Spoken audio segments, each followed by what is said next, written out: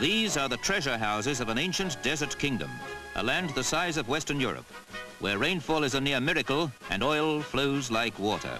The world's largest oil reserves are here in Saudi Arabia, so it's hardly surprising that a gallon of petrol costs less than 2 shillings. Cheap maybe, but there's no one-way route to luxury living in this scorching corner of the earth.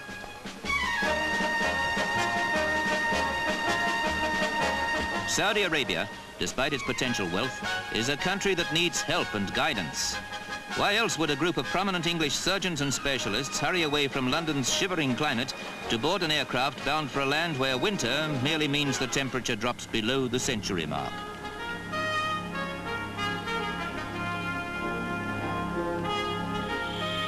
Organised by the International Cultural Exchange, the visit is designed to advise and encourage the still inadequate Saudi medical service, and whether it's a hospital in London or the capital Riyadh, the urgency for expert attention is just as great. Perhaps more so here, where there are no qualified heart, plastic, chest or neurosurgeons. Such is the desperate need of a people who live alongside almost unimaginable riches.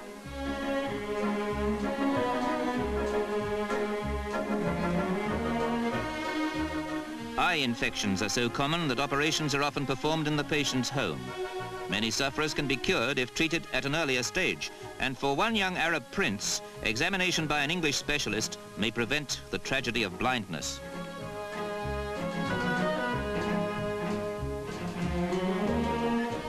Prince or pauper, the queue of patients is endless.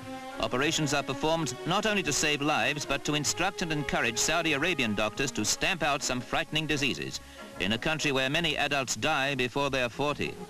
Even to get a prescription, patients must first buy a bottle at the curbside. A stream of Arabs shuffling forward for hospital treatment is perhaps primitive to Western eyes.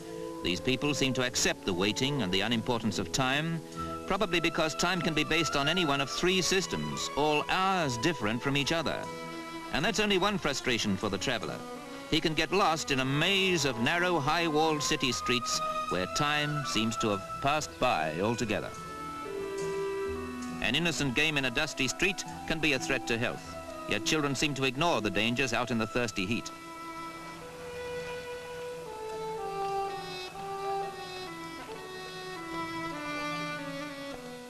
But no, this tour back into history and legend is jolted forward into the 20th century by the sight of Saudi Arabia's latest landmark, the TV studios. And there's almost a big screen atmosphere about a visit to the palace of King Faisal, the immensely rich monarch of this desert kingdom.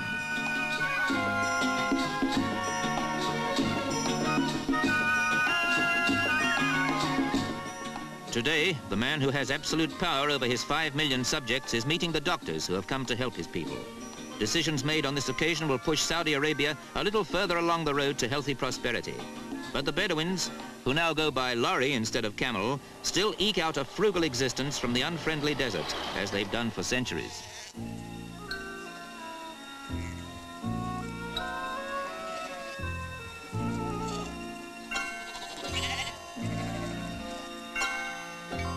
Somehow the nomadic tribes manage to survive in this scorching sea of sand. The oil beneath means nothing to their unchanging way of life. The heavily veiled women still spin goat's hair to weave the walls of their tented homes.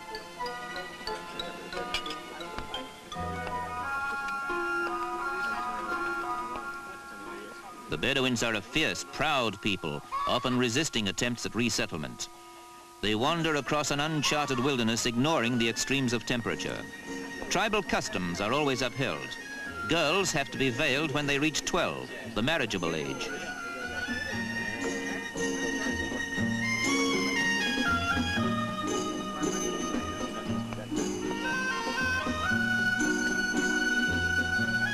There is, of course, the high-style Bedouin life tasted by the off-duty doctors. Wines and spirits are forbidden in the country, so coffee takes on the importance of a pre-feast aperitif. Drinking goes on until a little shake of the empty cup signifies enough.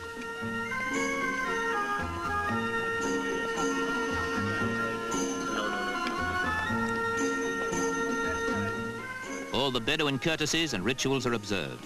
You take off your shoes before sitting down to a communal dish of roast sheep dressed with rice and whole chickens. The idea being to tear away at the meat and roll it into balls of rice. A feast fit for a king. But this time it's Prince Abdullah in the place of honor.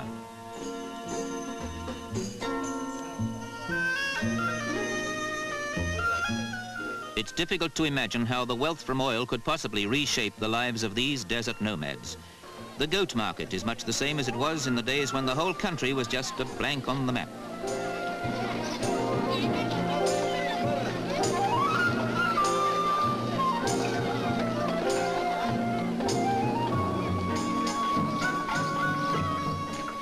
It might not be everyone's idea of super shopping, but there's certainly no better place to collect a few tasty desert lizards for supper.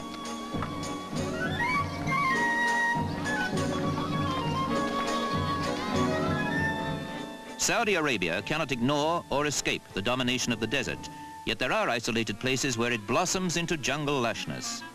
An oasis like this, carefully irrigated, can produce root crops and a rich date harvest.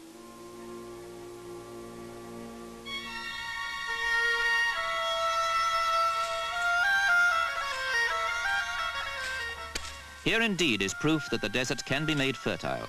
It's a favorite site for tribes who pitch their tents in such unexpected greenery. Some even build small huts for a longer escape from the open desert.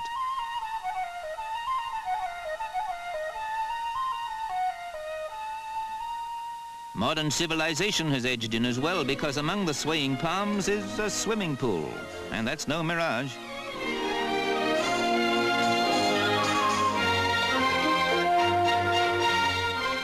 A land of too little water and too much oil.